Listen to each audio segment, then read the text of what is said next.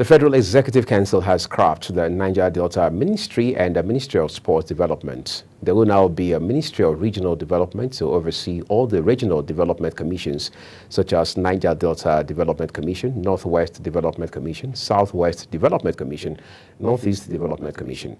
The National Sports Commission will take over the role of the Ministry of Sports.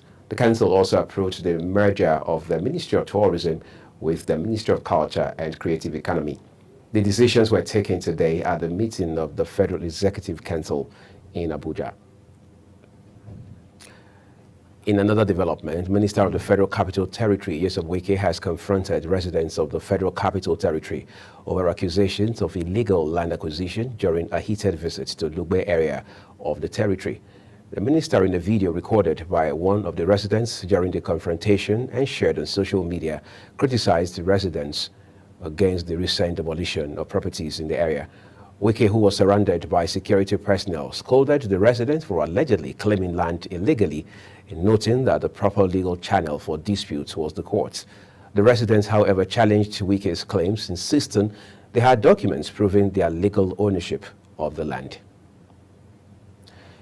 In business, the federal government has withdrawn the money laundering charges against Binance Holdings Limited executive Tigran Gabaryan.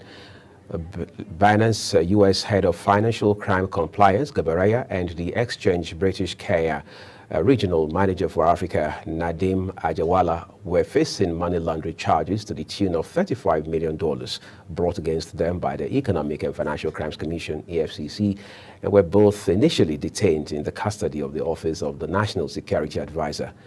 Ajawala, however, fled lawful custody on March 22, 2024, while his counterpart, Gambaraya, was arraigned in April. Following his arraignment, the court ordered his remand to Kuje Correctional Facility. The Nigeria National Petroleum Company Limited has acquired equipment and other necessary items to set up an additional 40 compressed natural gas stations nationwide. The Program Director and Chief Executive Officer of the Presidential Compressed Natural Gas Initiative, Oluwagbemi Michael, disclosed this to newsmen in Ogun State, stating that the NNPCL had set up 12 CNG centers in the last 12 months, with 6 in Abuja and another 6 in Lagos. The federal government is also said to be planning to have about 100 CNG stations in the next 6 months. On the foreign scene, the World Health Organization has stated that intense bombardment and escalating violence in northern Gaza has forced it into postponing the final phase of a child polio vaccination drive. The UN Health Agency says the vaccination campaign was called off due to the escalating violence, intense bombardment, mass displacement orders, and lack of assured humanitarian pauses across most of the northern Gaza. King Charles has arrived to Samoa for a 4-day state visit where he will preside for the first time over a gathering of Commonwealth presidents and prime ministers.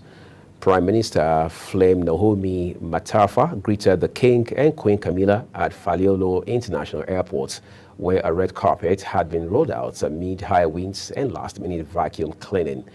The Royal Samoa Police Band began playing as the couple alighted and met local officials.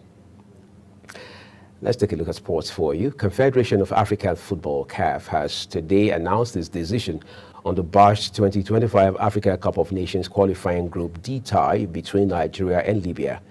Recall that the Nigeria Football Federation had lodged a complaint with CAF after the Libyan authorities had subjected the Super Eagles to inhuman treatment upon arriving in the country for the second leg against Mediterranean Knights on Sunday. CAF President Patrice Motsepe, during a press conference after the 46th Ordinary General Assembly in Addis Ababa, Ethiopia, said a proper investigation was ongoing, leaving all fingers crossed ahead of the decisions today.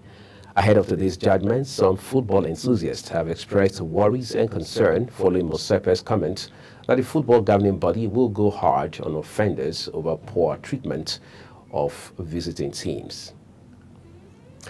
And that's your news brief for this time, and it came to you live from Nigeria's capital on Global Television. I'm Wiyag Mofwegbe. Thank you so very much for watching. We'll see you again.